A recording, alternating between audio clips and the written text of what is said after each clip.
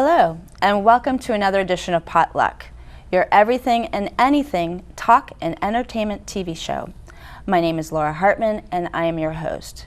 Today we have an amazing and talented guest joining us who has been on the show before, and for many of you, he may look familiar because he's been on some mainstream and primetime television shows such as House of Cards, Veep, and Madam Secretary. He's also been in a number of commercials like Coca-Cola and AIG and Geico, and this is only to name a few things that he's done. He's web series for all you social media people and in film. So please welcome to the show, Lamont Easter. Thank you. How are you? I'm doing great. Thanks for having me. So you have not been an actor for that long. I mean, you've done, like, your resume is just unbelievable. It can go on and on and on, and you haven't been doing it for many years. So how did how did stuff just fall into your lap? Well, it started for me about 4 years ago, quite frankly. Prior to that, I really hadn't entered my mind the entertainment industry. I was toiling away at my government job doing IT for an agency, and a supervisor of mine for years would ask me, why don't you do modeling or get in commercials or whatever, and I would be like, yeah, whatever. Right. 100 emails, and one from her said, another one of several she would always send, said a show called House of Cards was looking for background people. And I said, for the first time in 18 years, I'm going to placate her and go ahead and submit. So I looked at it, but it was the week prior because I had just come back from vacation. Was this had you heard of House of Cards before that? Had not heard of it, didn't know what it was. Okay. And so I replied back to her, just placating her that thanks, but it was last week, so yeah. And she replied back, oh no, look at the bottom. It said, send a picture if you can't make it to the open call. And so just to appease her, I went ahead and sent a picture, and 2 days later, I was sitting in the barbershop getting a haircut, and the phone rang and said it was House of Cards casting, and they'd like to know if you would be available next week to do some background work. They actually hired me for picture car, which is just to drive your car in a scene. Okay. You weren't even going to be seen, your car was going to be seen. Right. So that's kind of how it began. I went and did that, and I did the scene, and eventually an assistant director said, park your car, we could use some pedestrians in the scene. And it happened to be the very first scene, or the very first episode of House of Cards, and the last scene. And so I did that and did some pedestrian work, and next thing you know, I'm in that very last scene of the first episode when the Kevin's character is sitting there, and he's eating a bite of rib, and he says, I'm feeling kind of hungry. And the camera starts to fade back, and I'm looking at an assistant director across the street. Go! And I'm the very first pedestrian that walks into that scene. Okay. And that's where it began. Okay. And they had asked for several people. There were about 50 of us extras that day. And it was winter time in the scene. Okay. Unfortunately, in Baltimore, it was 90 degrees that day. So we had winter coats on, Right, scarves, right. gloves, Oh, wow. and we're all acting code, and we were actually just burning alive. Right. But they asked for volunteers to stay for a shoot in the evening, and I did, and they picked me, and they said, first we're going to have lunch, and this is about 9 at night. I'm like, that's interesting. So we wound up going to the parking lot at John Hopkins Hospital, and they had the white tent set up, and went in, the guys with the white chef hats, and just prime rib, you name it, wow. just smorgasbord Yeah. there to eat, and you get your plate and eat, and you sit down at a picnic table, and wow, there's the director over there, there's Kevin over there, and oh, that guy's from The Wire. And Oh, wow. so I was like, oh, this is fun, and they pay you too, so that's kind of where I got bit by the bug. So that just started and escalated into other, like Madam Secretary and Veep. Right. Which right. are, I guess, have to be, they were taped here or Yeah.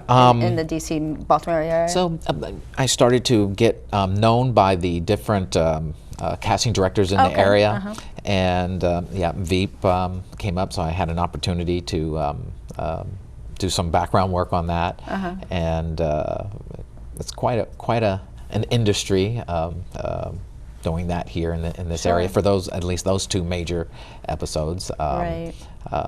So we continued with that, and I started to take it seriously and started getting some acting training, and now kind of moving beyond the background and doing supporting in lead roles in different independent films. Sure, and web series. Web series, Right. exactly. Like Dracul is one of them, and Dracul and was the independent film Lonesome Trail, because we interviewed him Lonesome before. Trail. Yes. Just starting a new one called Insomnia. It's going to be a new web series. Oh, okay.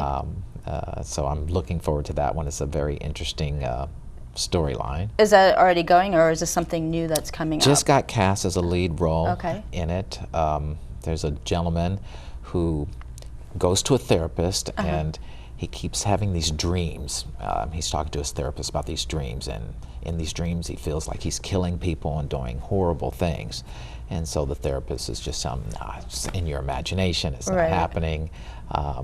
But little does he know, it actually is happening. Oh, and wow. the therapist, who I play, my job is to ensure that he stays in line, and eventually a government conspiracy is uncovered. So Okay. it's a thriller. Well, that sounds So, exciting. Yeah, I'm looking forward to. So, so you're still working full time. How do you find time to do this? I mean, are you just like taping during the evenings and on the weekends, or are you taking off work? Or? Most independent work is done on the weekends, because most people involved in the independent genre are working Full-time, right. full-time jobs. I don't take traditional vacations anymore, like the 2 or 3 weeks that people do. I take a day here, a day there to go shoot, do commercial work, Sure. print modeling, and Okay. So you're missing out on Hawaii and yes. the Mediterranean or wherever. Yeah, But you reap what you it's sow. Yeah, exactly. You figure later on when you're famous, you can do whatever, right? Yeah. So, so what have been some of the challenges for you? Have you been faced with any, or just things have been just so easy for you? Things are falling in place. The biggest challenge is managing time.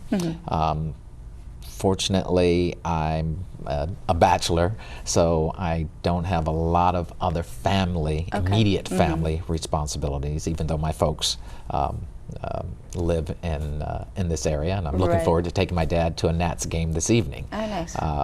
But I constantly running and dealing with the traffic in this area. Oh, yeah, yeah.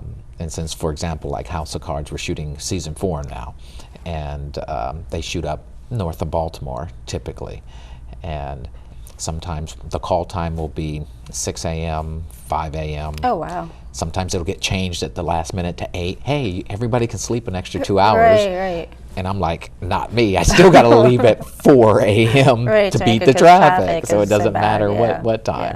yeah. Wow. So there's a lot of stuff that, I mean, as far as like independent film, and there's a lot of opportunities out right now for a lot of actors out there with social media, like for, you know, web series and independent films and whatever else. And yeah, how did you, you know, I'm going to get back to this in a second, but let's get into the commercials. How did you get involved with the commercials? Did that just happen as well? Again, there's a number of casting organizations, casting agencies in the area, and once they're familiar with you,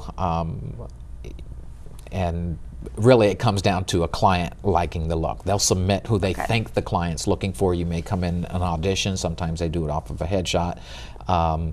And it's a big commercial market here, a non-union. This is a pretty big non-union market. A lot of industrials, which are training opportunities. Right. Every organization here have different training films that they need to do, and they hire local actors to do them. Since a lot of, in Washington, D.C. area, a lot of organizations are headquartered here. Okay. So there's a lot of opportunity with that. Right. The independent film web series genre is just exploding with the new media, with the internet, with the Netflix and Amazon. Sure. They're just looking for great quality new content. So this is a tremendous time to be in the arts. It's just exploding. Right. Now, as far as like the web series, are you particular about who you pick to be with? Because I mean, not all, not everybody has like the nice high definition cameras or whatever out there. Right. So a lot of that is the quality of the camera that's going to make it look really. The quality of the camera, the storyline, Sure. the script, and of course the acting. the acting, of course, but even more important is the editing and the post-editing. Yes, and knowing yes. something about the director and the editor, because with those skills you can take something that maybe isn't of the best quality, but Right. you can make it look great. Right, right. So that's very important. Okay. So do you like know the people, or like how do you like say, hey, this will definitely, like with Dracul, with their group, they're outstanding. Right. But what if some college kid or high school kid say, hey, will you be on my web series? Because I mean that does happen. No, those are all things that you take into consideration. Yeah. Your time, effort, to really play a supporting or a lead role in the dialogue, and to really dive into your script and become a character. It's a tremendous amount of work and a tremendous investment in time. Right. Most lay person don't see the hours and hours and hours of repeating the same lines over and over, so right. it becomes second nature. Sure. Or people think you're crazy walking down the street and it looks like you're talking to yourself. So typically I'll put in an earpiece, my Bluetooth, and make it at least appear like I'm on the phone, Right. but I'm actually reciting lines. Okay. And you're but- not some crazy person. But you're reciting lines. I find as a working actor, at least for me, you have no downtime. If you're not doing something in particular, you're reciting lines, whether you're washing dishes, doing the laundry, Right. in the shower. You just have to keep reciting them to make them your own. Right, right. Now, back to what I was saying before I interrupted about the commercials. It's a lot easier for people to be on TV through web series and independent films. The person that tried to get you into the House of Cards, to submit the photo, are they involved with acting? No, they're not. They follow Hollywood, Okay. and they do go to premieres and film premieres, and they just follow it. And Okay, so they never. Well, she or he must have had a good eye. actually, right, and I had a hand of repaying her and getting her on as background on one okay, episode, so okay. she was pretty jazzed about that. That's cool. That's cool. I still work with her to this day. Nice. Now let's talk about some of the charities that you've done. Right. Like the Charities for Cancer, Autism FYI, Correct. and I mean, you got to meet Danny Glover. You've got pictures with a lot of famous people. So Yeah. tell us about that. This little bit of perceived success in this industry has allowed me to be able to give back to the community in ways that I probably wouldn't necessarily have had the opportunity to. So I've been asked to participate in several different charity events. StillBrave.org, which focuses on kids with cancer. Okay. And it's just amazing as you get involved to find out that 4% of all cancer research dollars goes to childhood cancer. All the rest goes to adult cancers. Really? And I never realized that infants and kids at 1 year and 2 years are suffering with cancer and going through it, and the treatment dollars aren't going to it. Wow. So I was happy to get involved with Tattoo Tom Mitchell and his organization, StillBrave.org, and they not only focus on the child with cancer, and Tom spends a lot of time going around meeting these kids, but more importantly, they focus on the families, because they're going through radiation treatments with the child, and making sure that somebody's there to take care of the kids at home while the parents are at at the cancer treatment center, or making sure they're able to have ends meet. Sure. So I really admire the work that they do. Wow. Yeah. then another organization, the one with Danny Glover, participated in, that was Classics for Cancer. Classics for Cancer. And I was happy to be asked to participate in that up in New York City. So that was my first official invitation to New York. And what did they have you do when you were up there to help to get involved? I went up and kind of was a special guest, and just hung out and had a good time, and helped promote on and through social media about the event, and some of the things that they're working on. So that was really fun. Oh wow! Well, it sounds really fun. And the autism FYI, I'm on the founding board of directors with autismfyi.org, and we're just kind of really getting going, but it's based on, in part, on the Benjamin brothers. There are two brothers from Bowie, Maryland, that are on the autism spectrum. And we hear a lot about autism, and it affects and touches most of us in some way, some degree.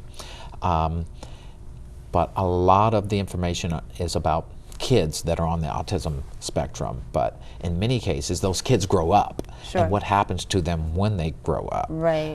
So that's part of our focus, is to show that they are in fact employable. There are some issues that you have to deal with, but educating the public that they are very employable. In fact, statistics show 40% of those on the spectrum have higher IQs than the average person. They're just amazing, talented people, but in many cases it's very focused. So in part we're doing a program to educate the public on that, and to educate first responders. And we're doing a national registry of those on the spectrum, and that's going to be really unique and powerful tool for first responders, ambulance, medics, and police. So they have an identification capability when they come across people. So we don't have some of these tragic events in a movie theater. Somebody may be going through an episode and they get tased, and they're just really somebody on the spectrum going through a particular episode. And building cooperative communities where parents and those on the spectrum that are moving into adulthood can live and learn and flourish. So those are some of our goals with Autism FYI. Wow, that's really amazing. That's awesome. You've had like so many experiences in the past 4 years. So, or were the charities before that?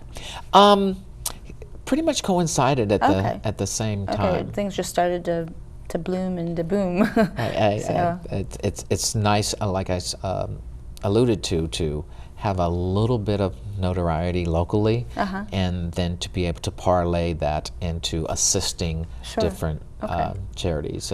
One of the big ones was DC's Dancing Stars. Yeah, I was about to say, you did Dancing with the Stars in DC. That's pretty awesome. Last year, and it helped several national and local charities, and last year we raised $170,000 for charities, and they're gearing up for this year's the second DC's Dancing Stars. So will you be involved with that dancing again? I believe the alumni from the first year are going to do an opening number. And it's in conjunction with Fred Astaire Dance Studios, and in fact it's right next door where I did my first year training. Nice. Actually. And how many years of training or of dancing have you done? 0. Oh, 0. Okay, you just The whole point was to get people that really don't have a dancing background, team them with a professional dancer from Fred Astaire Studio, and see what you can do in 12 lessons. Then go out and kind of compete. So now you're experienced and you have that on your resume. I do. That's awesome. I did a tango and did pretty good. I'm sure that's not easy either. No, that was one of the more difficult ones to do. We had a difficult routine, but it turned out quite nice. Wow. Okay, so that's great. So what do you have up and coming? What's next for you? I mean, where do you see yourself in, what's coming up this year, and where do you see yourself in the next 4 years?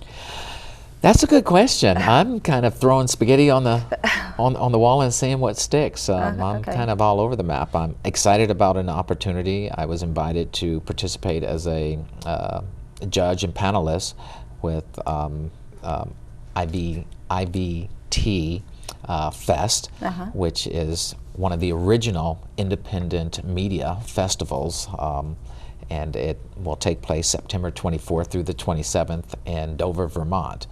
And it's I'll be judging and again a panelist, but they'll be looking at the top 50 independent web series, films, documentaries, and several categories of them, and we'll be judging the winners and selecting the winners of those. But what's so exciting about it is more than 1,000 writers, actors, directors, financiers, Hollywood executives will be attending. Right. And I'll be on panels with representatives from HBO, Stars, Amazon Productions. Many of these studio houses are going to be there looking for the next big thing to the next big content. So it's quite, I'm honored to have been asked to be a part of the judging and panelists. Sure, yeah.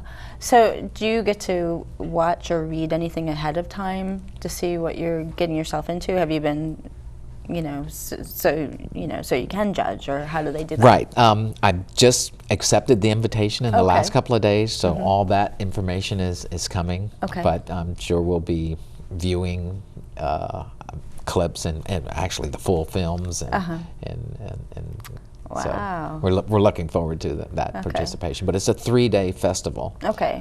Is that like on the weekend as well, or do you have to take off time? Oh, I'll be taking off time for that one. Okay. It's not, and you said it's in September. It's in September in the mountains. Okay. Oh, beautiful. At a resort up in Dover, and I've never been to. That's the perfect time to go up in New England. Yeah, it's going to be beautiful. The foliage will be changing already, so that's awesome. Yeah. That's awesome. So it's and to have been invited by the founder and director. It's exciting. That's nice. That's nice. Okay, so where are you in 4 years? Well, or where would you like to be?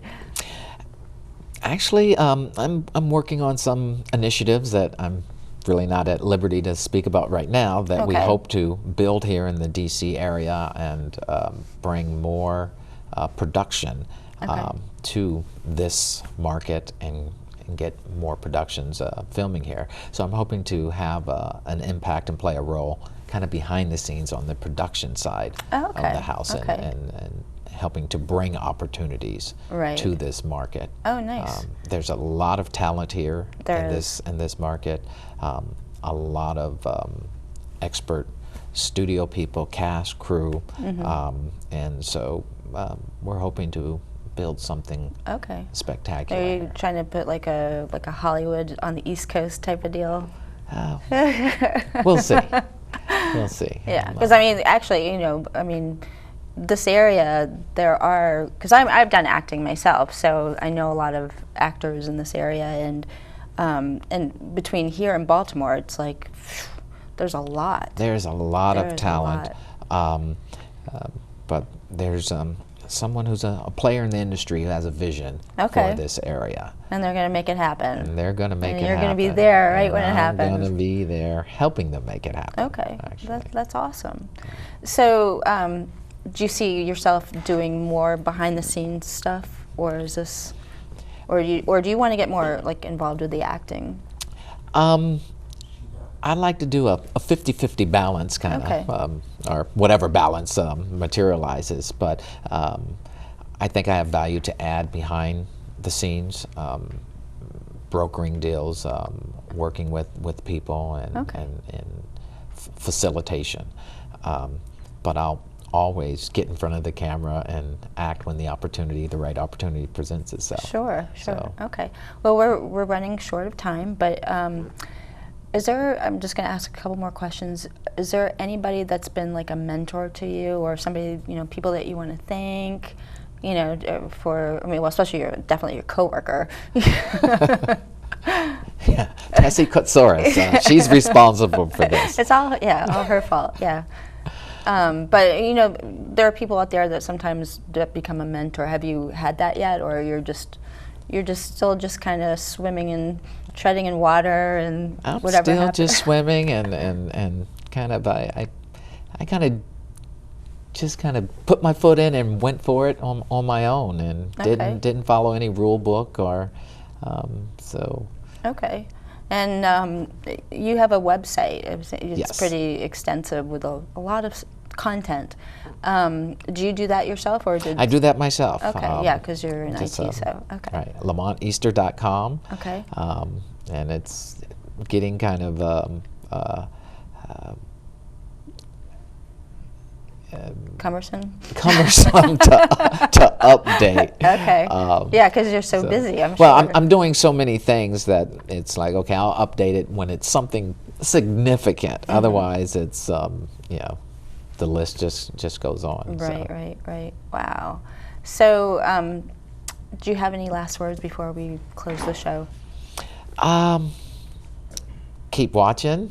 Okay. We're going to be doing some interesting things. I think there'll be some good news coming for this region. So. Will you have that on your website? Oh, yes. Yeah, because people want to go to LamontEaster.com, right? Correct. LamontEaster.com. Correct. Yes. Things are still in the works. Look for him on Facebook. Absolutely. Twitter, all the social medias. All Lamont Easter. Okay, well, thank you so Absolutely. much for joining us on the show. It was a pleasure to have you back.